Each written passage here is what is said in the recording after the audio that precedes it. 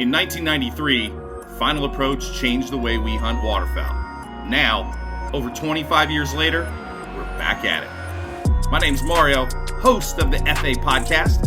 Let's talk waterfowl tips, tricks, tactics, and more. It's all going down right here with the Final Approach podcast.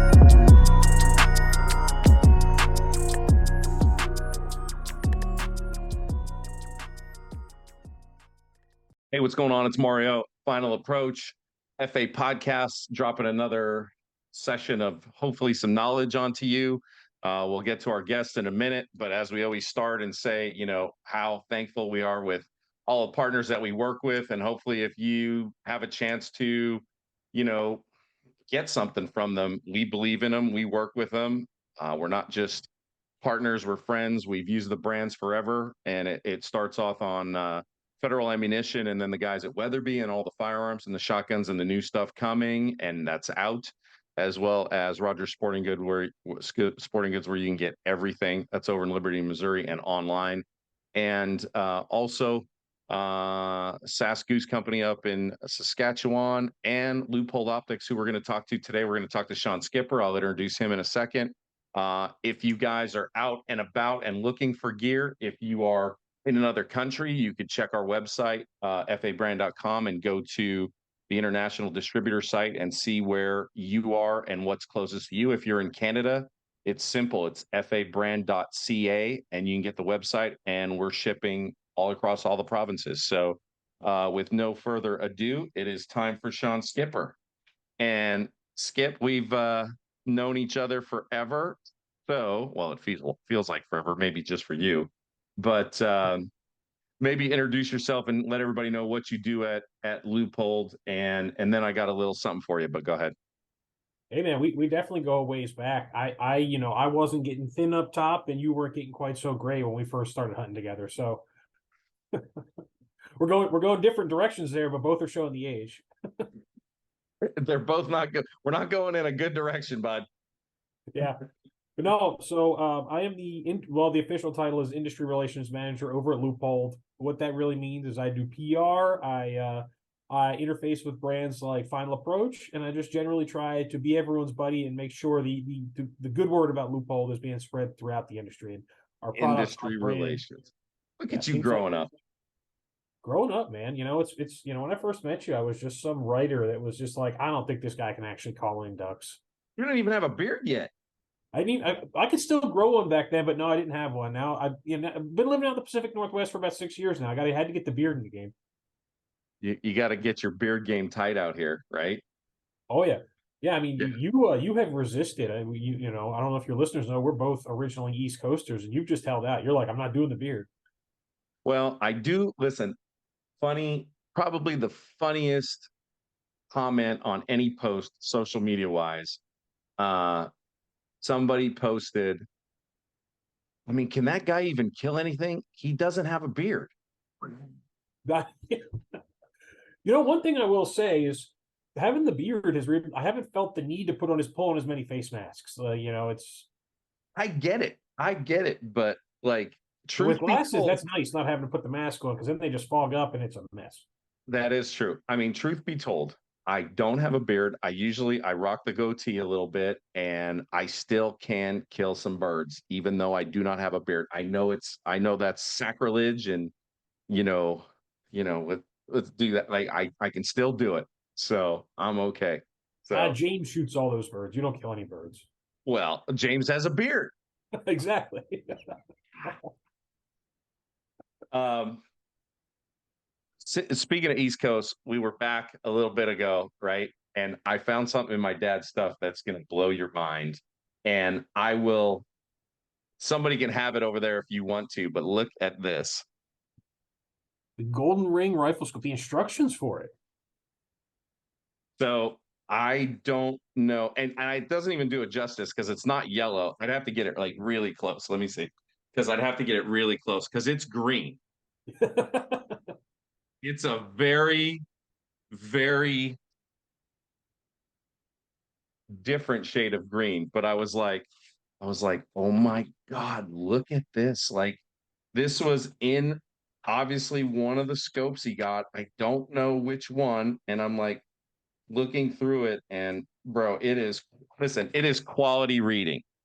Oh, absolutely. It is the thing that is really cool about our history. Not a lot of optics companies have been around nearly as long as Leupold has, and it is neat to go through some of the old marketing and support materials and just see, just not only how the technology has changed, but how the training has changed, how just the general approach to using optics has changed. It's always very intriguing. We've got a lot of that stuff on file in the vault, and I'll pick through it at times. Well, like I don't know if this is of importance to anybody or you don't have that on file, but I would donate that if you need it. It's pretty cool. Next So time I see, I will have to pick it up. yeah, I got to show Tim and Riza and everybody at the office and see what they think. Well, Riza's she's in it no matter what, so I know she's at RMEF, but she's still in it. So all right, let's kick off a couple things like everybody's like waterfowl guys. Okay, you need like what really do you need that you guys make? And it's like everybody thinks of okay binos, but spotting scopes. I use a rangefinder if we're in the boat or in a field where I can range something, meaning that hey, the farthest decoy is 30 yards, so everything from that decoy in is killable. Depending on who I'm hunting with, because I think it goes back to and I think you could sign off on this. Like a lot of people that waterfowl hunt, like the hardest thing maybe to do is to understand your range and then your killing range. You know what I mean? I think that's a huge thing that maybe gets swept under the rug and not really looked at that hard. Oh, absolutely. First determining your range when you're looking at something on the ground, maybe right, a deer, elk, your dog, whatever. Right. Most folks can get into the appropriate ballpark, right? If they look, you might look over your dog in the backyard and be like, "I bet he's 30 yards away." And you're probably in the right ballpark. I think you're right. Yep. Change your angle, and all of a sudden it's just sky and a mallard. Is you no longer have anything to give a perspective, and that gets a lot harder to see, right? Well, it even goes to the fact with the rangefinders when you guys start doing angles, right? Mm-hmm. Up or down, and making sure that the rangefinder is catching the angle and the right yardage on an angle.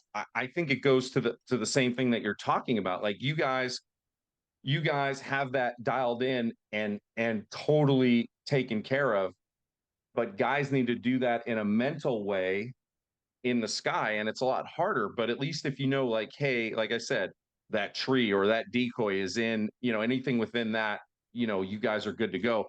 I think that's something that's really helpful, and I don't think guys really, and gals, I always say guys, but I'll just say hunters. I don't think hunters in particular like look at something like that, and it's something that I think a lot of people miss. No, and you're right. Knowing how far away something is and then kind of gauging how that may affect your shot is very important, even in the waterfowl scenario, right? Because 30, okay, so something's 30 yards away in line of sight from me to you away. As you start going up, that changes. So you might not want to shoot the 30-yard marker if it's well above it, right? Right. All of a sudden, Then we're going you're no 30. longer shooting 30 yards. Right. Then we're 30 by 40 up, and now we're really off. Right. So And I then think your neighbors two blinds over are calling you skybusters, and nobody wants to be that. so I think that's something that could help a lot of people, having a rangefinder in the bag. And even like honestly, where it helps the most is in the boat, because you can't walk out and step it off, right? Mhm. So if we're in the boat, I can range something and say, okay, this is how far everything is, because if it's the water's too deep, obviously you can't get out and step it off. So you go, okay, we're good. So that's an easy way to do that, and in the field and whatever. So I always talk about rangefinder stuff, and I don't know, I think some people think I'm crazy, but there's a lot of situations that can really save you in a Right. situation, in a hunting If situation. you're scouting, say you've got access to somebody, a big piece of property, the landowner gave you a green light. you're driving around, you're doing your little your evening before ride, figure out where the birds are, where you want to set up. You don't want to necessarily go into the field, bump these birds, or be out there when they're trying to come in. That's And right. you also don't, you don't want to completely ballpark like, okay, well, I think that's where the birds are, and that's where I want to set up. You can use your rangefinder to get a better idea of how far away everything is out in the field without disturbing anything.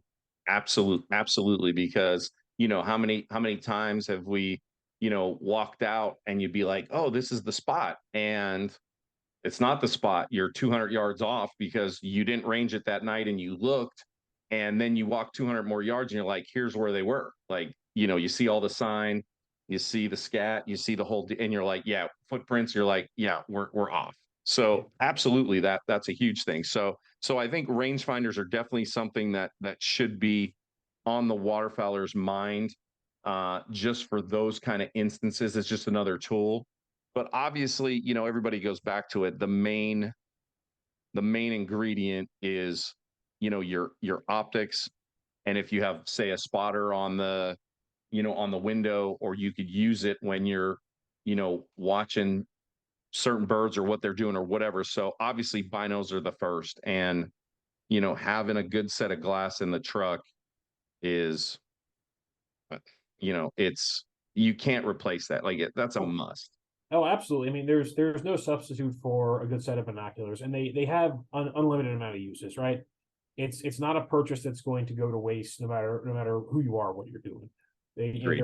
There is always value, whether you're a hunter, you're a fisherman, you just like to hike around, you're just an outdoorsy person, you work outside. There's always value to be able to see, Yep. see a little bit better. And we've got binoculars across the spectrum on both performance levels and price points. So we're not breaking your bank. We're not telling you got to take a $1,600 set of binoculars out to find some ducks. We can get you involved with the BX2 Alpine HD. The 10 powers are $250. Fantastic low light performance, which is big, especially if you're scouting in the evenings, which you probably are. Right. Um, Or you know, early in the morning. Same or thing if early you're mornings. Yeah, right. yeah. They're lightweight. The low light performance is great. If you want something a little bit better, we got the BX4s. Get you involved for $600. You get more clarity around the edges, even better low light performance. But they're just tools That's you're a going to use great pair. all the time you need. That's a great pair. Now, I got spoiled because I've been through so many binos and try stuff. I have totally been spoiled with the giant pair that you sent over to try, which was like the 12 by. Yeah, well, yeah, those could be with their 12 power. They could be the BX4s, or they could be the BX5s, and we even go up to the 15 powers if you really want to get out there and see them. Well, maybe what was it? What's it? 15 by 65, or what is 56, it? What is it? 15 by 56. That I had it backwards. Yeah, so that's 15 the by BX5 56. Santiams. They are, right now the very best binocular we offer. The BX5 line is fantastic. The 15 powers are top of the shelf. You're getting incredible field of view. You're getting incredible magnification. They're so easy on the eyes. Oh, The eye box is very forgiving. You're going to be able to look through them for hours if you want to, without experiencing any distortion. I mean, they're the best we offer. And yeah, if you really want to find those birds up, if you think you're going to have access to a lot of land, if you're especially freelancing in like the big country out in the Midwest or up in Canada, yep. they would be an amazing tool to have. Yeah. The I had those in Montana, and we were on this blind that was, it was the hot tub, we called it, because it was a hot spring, and it was off the river. And the river was honestly, I'd say at least a mile away, if not more. And one of the guys was like, John was like, let me see those binoculars. And he's like, holy crap. He's like, I could see the river. And he's like, I can see birds on the river. And I'm like, yeah, bro. He's like, holy, they're serious. Like, no lie. I don't think I've ever, and this is no BS, because I've had probably 10 by 42s and 12 by 50s probably my whole life. And that pair, I was like, it was like I found, like, like I made fire for the first time. It was, Mhm. it's pretty significant difference, I will Yeah, say. no, And I I mean, know you pay for it, but I'm telling you right now, that pair blows me away on how serious it is. It comes with the clamp, so you could put it on a tripod. Like you said, you could sit there and glass animals, like, big animals all day, like you said, probably with pretty good eye relief instead of being in a spotter the whole time. And I'm telling you, it's just as good. It's insane. So holy, yeah, I'm blown away by Definitely. those. And the thing is, yeah, some binoculars, they're going to get pricey. Those BX5s in the Right. 15 power, they're $1,400 on the shelf, and I get that, but you got to remember, in Bino, you take care of it is going to outlast you. And if you do run into some sort of problem with one of our binocular products, we got the full lifetime guarantee. You give our guys a call 1-800 Loophole, and they're going to get you taken care of. So this is an investment, right? This glass is not going to go bad or stop being useful. It's a fantastic tool that, so you take care of it, we'll be with you the rest of your waterfowl hunting career. Yeah, I mean, I don't think I've ever had any issues with any binos. You know what I mean? I haven't been like, oh, I had to throw those away and get a new pair. Like that's never happened. So I just get greedy and go, oh my God, look at those. So, it is what it is. But, and as You know, you know, make more, want more, can afford more, you go and you see those binoculars. Because listen, here's the other thing. You can go to the store and you could pick up the 10 by 42s, and then you could pick up the 15 by 56, and you're like, oh yeah, that's pretty similar. But I'm telling you, if you go outside, like those 15 by 56s in the store, like it doesn't even do it justice. Like you need to go out and look like 2 miles down the road, because that's when you really see like what those can do. It's oh pretty yeah, cool. that's the thing with shopping for any optics in the store, right? Is you can definitely evaluate, maybe weight of the bino, maybe the Right. picture clarity, the edges, Right. magnification for sure. You'll see that difference, but the actual low light performance, you can't tell in the store, right? Everything's under No. fluorescent light. Right. You could drink a diet soda and look through that, and it's going to look pretty clear under fluorescent light. When Right. you get outside, you get into real world lighting conditions, because maybe you have, being from Pennsylvania, but I've never hunted ducks under fluorescent light. Uh, I have not. I will say I have not. but you get outside in real world conditions, and you can see how our twilight, light management system and above, just outperforms or excuse me, the elite optical system outperforms the competition. It's just fantastic in low light, and it's maybe if you are shopping at the store, see if maybe see if the clerk will walk outside with you and let you go ahead and look, as long as it's not 12 noon on a sunny day. But that not make much more progress. It's something like that. You would be able to see the clarity and how far you can see and how clear, everything is at a distance. And if you get dialed in, you know what I mean? That's fine. But I understand the low light stuff and everything else. I just, you know, I don't know. I just haven't really. I've seen other brands and looked through, and I don't really mess with anything else. Like now that I'm in that 1556 pair, like forget it. Like it's over. Like No, I don't know what to tell anybody. Like it's a done deal. Like I don't even want spotter, because that thing is, like I said, those are ultimate as far as looking.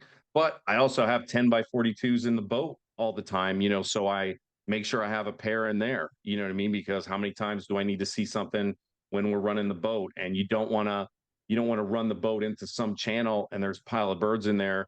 You want to be ready before you go in. And if you're going to go in, you're ready to put decoys out, run the boat in some bushes, get scrubbed up and get ready. So I mean, there's applications everywhere for optics, and waterfowlers know that. Like you said, whether you hike or big game hunt or do anything else, like you're always going to use them. So you might as well get a good pair and go from there. and then the other thing, with binos and bird hunting, right, is the kind of trophy hunting birds. If you're kind of an older, more older Yeah. weather guy, somebody that's killed a bunch of birds, and now you're looking for a specific one, right? And our mutual friend Scott Haugen does this, and I know because he texts me all the time. He's out. He's got our Loophole binos, and he's out in his spot, and he's not looking to shoot anything that day except a cinnamon teal or a Eurasian Or widgeon. Eurasian widgeon. Yes, He's I know. binos to try to pick them out, like at a distance, and Right. say, should I even try to work these birds? Yep. And there's no doubt, guys are looking for collars, they're looking for leg bands, they're looking for a specific bird. So listen, there is a total trophy side to the waterfowl side. And if pull up somewhere and you can't get close, and then you get the spotter out on the window. Like there's totally guys that do that. You know what I mean? They want to know, do I have a shot at getting that bird, and are we going to wait it out? So yeah, there's no doubt that that Yeah, comes and into here play. here in Oregon, obviously, if you're scouting during goose season, you get on a big pile of birds. You'd love to know that they're duskies before you even bother wasting your time. Yeah, yeah, definitely. Dusky goose, if you see a pile of dark geese, you better check them before you even bother setting up, because the worst Yeah, thing in the morning, they'll get up and you're like, well, darn. well, and we've done it before here, where it's like, hey, like I tell you guys, like I know going into this hunt that there's a bunch of duskies around that we cannot shoot, and be aware, because we're going to see them. You know what I mean? They were in here yesterday. I scanned the whole group, and there was some dirties in there, so we can't shoot them. So there's no doubt like that comes into play and helps. And So sometimes you can just use your binos to look to see how the guys on the next property over are doing. That way you can complain mostly to Mario. Mario, you put us on a bad spot again. see, it always comes back to getting on me. Like let's load them up. Let's load them up. How about if, hey, those guys aren't doing better than us? Like maybe it's that. Yeah. Mario, you should go sell some decoys so they do better. Um, we're talking to Sean Skipper from Loophole, and we're going through optics, and we're going through rangefinders, and we're going through spotters. And obviously they just go to loophole.com to see whatever, right? That's everything there, and how to use them. There's videos, there's details. I think the thing that intimidates people is they're always worried about, the numbers, or they don't know the numbers. And I know we've talked about this before, but I think honestly, I think we could talk about it in nauseum, right? To help folks on, okay, I have 12 by 50s. You know what I mean? What does 12 by 50 mean? And I know we've talked about it before, but I always go back to it, because I think the more people hear it and understand it, they'll know. They won't have to ask, like, what is the first number and what does the second number mean? So let's go through that again, because I still think it's important. No, Just for absolutely. knowledge. As you know, yeah, there's nothing wrong with not knowing something. Where you get wrong is if you're not willing to ask or find out. So there's Right. nothing wrong with not knowing. Right. And this recently came up. I was at an archery event in Montana over the summer, and we had some folks come by. Now they were just hikers and like birders and stuff. Sure. They were not part of the archery event. But they came by the booth and they were asking a lot of questions like, what does 10 by 32 mean?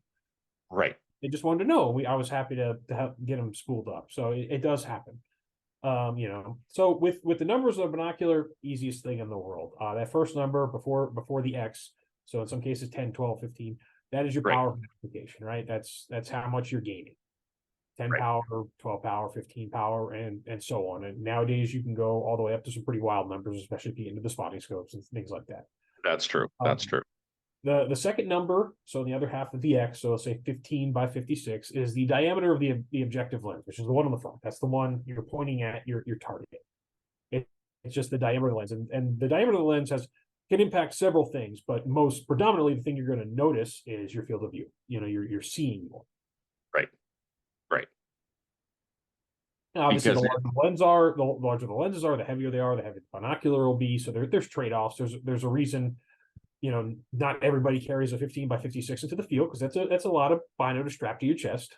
it is, but I'm telling you, like, I would rather carry those a little bit or have them in the truck than anything else that I've used so far. So I will say that. But like I said, in the boat, I'm limited on space, let's say, or I don't want a big pair, and I want to keep a little pair in there. So I keep a pair of 10 by 42s in there.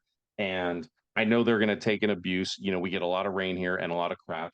So I'm not worried about, like, literally keeping that pair under the shelf on the gunnel, in the little bag that it comes in, and I know they're okay. And okay, I got to wipe lenses when I get them out, and I'm good to go. Like, I'm not worried about anything. They're not going to, you know, fog up. I'm not going to have to wait a half an hour until they defrost. Like, I'm literally going to be able, if the lenses are wet or they got wet, I wipe them off and I'm off. I'm running. Yeah. So I'm good with that. No, absolutely. I mean, I keep a set in my ride. That's separate from what goes into my kit if I'm going out hunting or fishing or anything like that. Right. It's just they're just a valuable tool to have because you never know when you're gonna be in a position to be like, I want to see that thing over there, but I can't get Right. any closer than where I'm at right now. I'm with you. I'm with you. I will say out of all the things, and especially being from here, uh, where we don't get a lot of sunshine, let's say, out of all the things that I've used more in the last 3 years, it's probably been eyewear. And uh the eyewear that you guys are making, it's not like I remember saying sunglasses the first time and I got my hand slapped. So protective eyewear. So uh eyewear is pretty impressive. And I think I've worn those more than I've used anything throughout the year. And I didn't think I would. Like I said, being from here, like how many times do you grab for your protective eyewear, right? When the sun's out here in Oregon, like especially in the winter, like and fall, like never. Oh yeah, no, there's a reason. One of the reasons, we've always put so much energy into having excellent low light optics is because we live in a state where the light's never very high. That's right. It's easy for us to perfect that because we live in it every single day. Now That's the right. boots I wear, yeah, I do not wear it as often here as I imagine a lot of my companions might literally anywhere else in the world, short of maybe like London, where That's you true. know Or Alaska when it's 23 hours of darkness, right? Yeah, but but they're a valuable tool to have in the kit because right, if you're a waterfowl hunter, where are your eyes most of the time? The sky. When they're not the sky, they're often looking at what water, snow, things that are reflective surfaces where the sun will bounce right off and also make it hard to see. So it's just invaluable both for improving your vision and performance and protecting your eyes. Right, it's not healthy for the human eye to constantly getting blasted by the sun. I mean, I already can't see very well. I don't. I got to protect what I got. There's there's definitely that. There's also like, hey, you go to the range and they want you to wear eyewear, ears and eyewear. Like, I wear them there. Like there's a ton of applications for them. Let me ask you a question. So since you wear glasses, are those lenses on the eyewear, can you take them out and get prescription lenses in there? Or has that been looked at? Because I know I had another guy ask and I wasn't sure on that. So I hate to put So you on the spot. all of our frames, with the exception of the Tracer and the Sentinel, they're of the 10 or so frames, all but two are prescription lens ready, meaning go to your Perfect. optometrist, see if they can help you out. Some optometrists might want to fight you on just getting lenses put into your frames because selling frames is part of the business. That is their thing. I can't guarantee you your guys will work. Right. Right. However, and this is not something we've talked about a lot yet, but if you go to Sport RX, which is a lot of any hunter who wears glasses is probably familiar with. If you go to Ford Sport, RX, it's called. yes, it's website online. They are now carrying several frames of the Leupold Performance eyewear that they will cut prescriptions for. You just enter it all online. So Oh my God. I'm looking at it right now. Say you like our Cheyennes, that's just the first style that comes up. You go to the Cheyenne, you say I want a prescription. Oh, that's awesome because I will tell you, like, well, Brad in Canada, right? Brad was like, and I'm like, oh, I got glasses for you. And he's like, well, I need prescription. And I was like, let me talk to Skipper. And I'm like, holy crap. So this is killer because I have had a couple other people ask me that. And I was like, that's so this is so you guys just made that super easy Yeah, because that's not an easy we thing to work with do, the like you said. yeah, we worked with the retailer that specialized in prescription lenses, right? That is what they specialize in. So we got several frame options over there. You go through, you enter the prescription on the site. You're going to be paying more than the standard retail instead of eyewear. But if like me, even wearing glasses for most of your life, you're used to having to shell out a little cash for these lenses.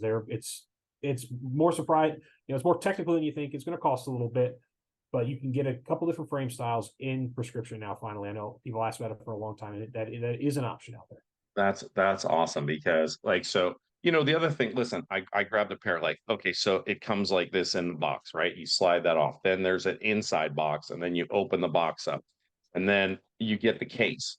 And I mean, listen, you know,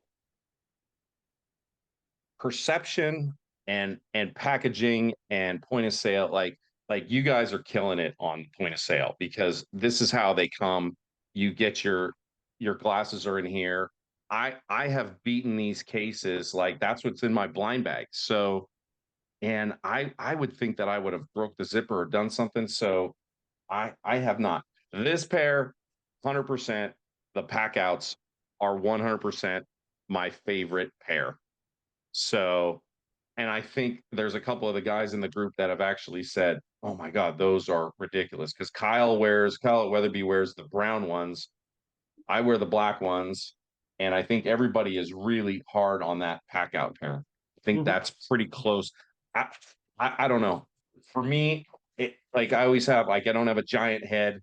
I mean, it's big, but I'm not like as far as eyeglass fitting, like it's not giant. So those just fit me so good.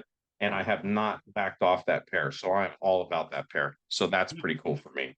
That's awesome to hear. And the on the eyewear, about half the frame styles, all every frame style is made from ballistically rated material, so they're tough. They're going to hold up, and the lenses are tough. I've gotten report from multiple guys like, yeah, I got hit by a baseball that my kid threw, or I threw the weed whacker threw a rock back up. Weed whacker's hurting dads since forever.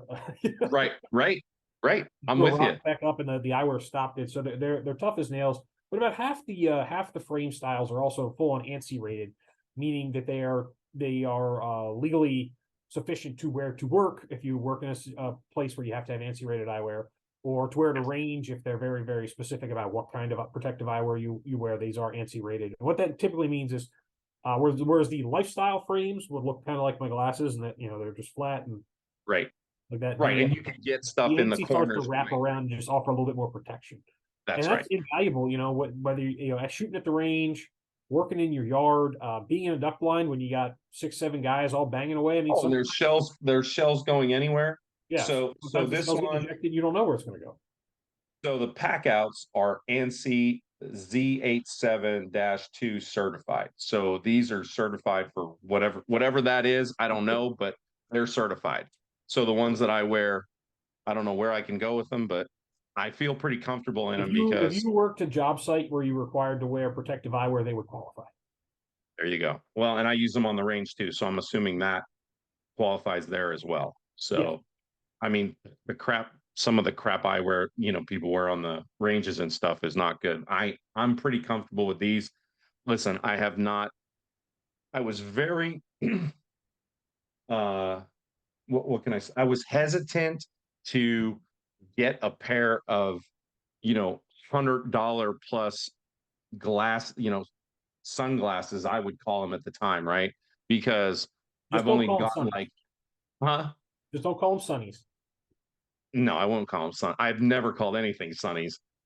Actually, I have called one thing sunnies, and that was little fish, sunfish that we used to catch in PA. I would say sunnies if we were catching like bluegills or crappie or something. That's it. So, but I was hesitant because I would either A, break them, lose them, they'd fall in the river, I'd smash them, sit on them, like whatever. So I've had the same pair for 3 years. They're out, or how long are they out? More than that, or So let me see the eyewear. As you know, COVID makes everything fluid with time. So that's you lose those 2.5 3 years right there. But whatever the case is, the year you came out, I have my first pack out pair from there, and I have not. They're literally in the truck, in the visor, and I haven't scratched them, broken them, and they've been on hunt after hunt for like the last 3 years, so 4 years. So you know, is that investment is pretty good. You know what I mean? no, absolutely. Like I said, they're tough. They will hold up. The polarization is infused on them. So if you get into some lower class eyewear, they'll polarize the lens, but it's typically it'll be a film on the outside of it. So Right. just wear and tear will actually start scratching it off. This is Right. an infused polarization. You're not going to be able to knock it off, knock it out. It's good to go.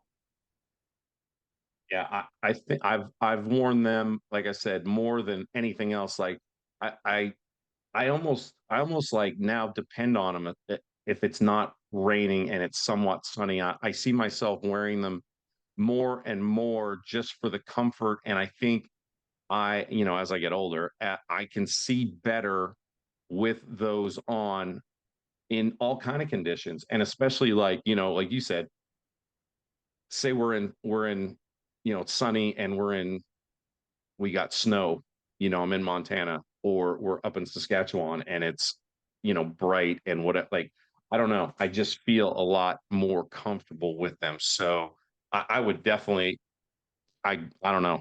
I wear them all the time. I'm pretty pumped that those are out. And guys, everybody that we've been with that's worn them or had them or whatever, it's pretty psyched. So I think that whole section of the business is pretty awesome because it's not just sunnies, right? It's not just a pair of like shades. It's pretty legit. You know what I mean? So I'm glad with that. So I mean, as far as the whole gamut of everything you guys got, pretty awesome stuff. I mean, you guys are great to work with, but just the products, and the reason it's easy to work with you guys is the products are killer. So, you know, and they got you, Skipper. I mean, what Yeah. else do you want, right? Yeah, you and the guys are about as diehard as it gets. We appreciate getting those kind of reviews from folks that are putting this stuff out in the field every single day. I mean, we Yeah, clearly haven't won your love enough. I'm not seeing the Loophole logo anywhere on. bro, get me a freaking I here. I will send the swag tomorrow. I'm just looking. I'm like, it looks like a nice spot right next to the Weatherby logo on the desk. I'm just not seeing it. Bro, hold on, hold on, hold on. So back to the program, bro. It's on the truck. I can tell you that. You already know that it's on the truck. It's on the Oh, I know. trailer. I'm just teasing. I know, but yeah, I do need, because we can go, I felt we can go right here. Like I got spots. There's no doubt. So we can go up here. So I just need some more love. So yeah, fire them this way and we'll get it handled, no doubt. So awesome. Well, let me know what else is happening. Obviously, as we get on the road and get crazy here in the fall, things are going to go nuts, but I'm sure we'll get out and shoot some birds. So it should be a pretty good year as I look Absolutely. forward to everything Love as to get always. back out. Oh, hold on. You dropped a bomb before we got on. Let's hear it. Well, yeah. Well, very soon I'll be picking up the future star of many Final Approach films, a young aspiring golden retriever. Is that out of your dad's dog? No, no. So Tank and Max, both retired, and well, not really necessarily retired, but not in the breeding game anymore. And Correct. this girl, she's coming from out in Bend, so not far from us at all. Nearly Skipper's ready. getting a dog. Yeah, getting a golden. Obviously, my family has run them for years. So once I get her out here and get her a little more acclimated, I'll have to start bringing her down, and we can put her to Oh my work and God. get her in the program. 100%. Well, you got to call James as soon as you get her. Yeah, James will help you. James will help you on obedience and getting you all dialed in. And then, so so once we get off the air, you got to tell me when so we can get, do you have a name picked? I do. We're good. It's a female. Like I said, it's female. I got pick of the litter. Don't know exactly which one it's going to be yet. Still gauging Right. personalities. But the name will be River. River. Oh my God. Guess what's next for you? What do we got? A truck.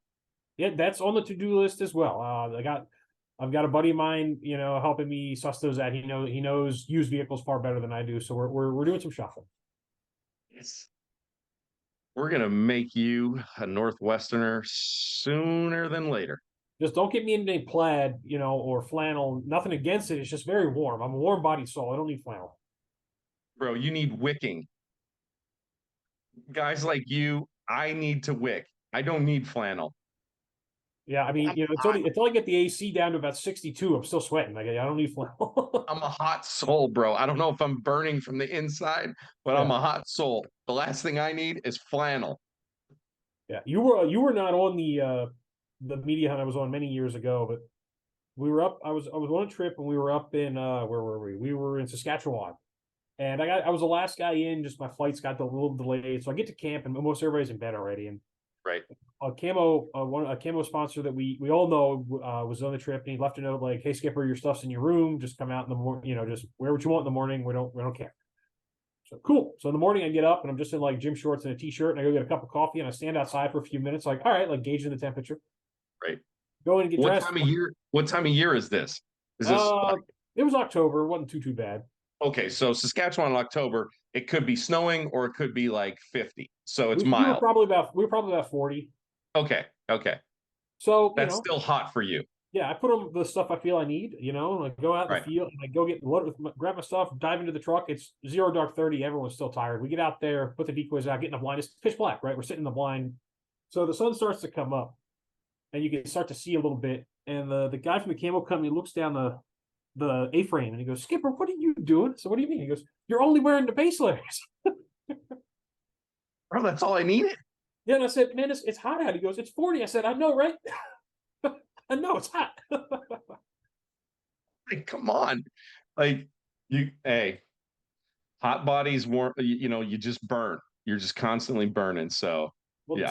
Tim Lester is, he anytime I've been out anywhere with him in the winter, always chuckles that literally no matter the temperature, the first thing I do is roll up my sleeves. Like it could be 5 below, and I'm like, I get these sleeves up. It's warm. Well, he's got like Indoors zero right now, I body have my fat. sleeves rolled up. He's got zero body fat, right? He's a jerk, right? And all of us are packing way more insulation. So yeah. So he needs layers. I don't need layers. So we're good. We're good there. Oh my No, yeah. God. So yeah, that's the only thing I can't embrace the Pacific Northwest flannel because we would have to be like sub-Arctic for me to even think about putting it on. I'm with you on that. I need real light hoodies and stuff like that. And just as long as I'm waterproofed when the rain starts, I'm good. So the I'm dog's actually coming. So River's coming. I'm excited. We'll have to get updates when you get her. And then that's freaking killer. Oh my God. and You're like I said, we'll get her involved in the final approach program. Goldens are very photogenic. Your viewers will love this one. 100%. 100%. I can't wait. So I can't wait to see River. Awesome. All right. So if folks want to check anything out, it's loophole.com. Go check out the social pages. You guys are very active on the social side. There's lots of stuff. I know we're always involved doing something, whether it's giveaways or social stuff or keeping people, involved in the content we're putting out. So people can go there and check you guys out. They could go over to fabrand.com, check out our stuff. If you're in Canada, it's fabrand.ca. You go to the YouTube channel for Final Approach, and you can go see the Last Pass web series, which Loophole is a partner on that. So you can go in and check all the stuff and see the eyewear and see the optics and see all the stuff we use and abuse and how much we get out of it. So definitely do that. I appreciate you, buddy. Big time. Likewise, man. It's always great talking to you. We need to hang out more. We do only live about 9 minutes apart, door to door. I know, and we're on a Zoom call. It's like nuts. I know. It's like, you know, it's like doesn't get any busier right now for me and everything else going on, kids and the whole deal. So it's absolutely nuts. But Well, I I'll am be excited seeing you a lot about more this fall, both for some bird hunting and while start getting River trained up.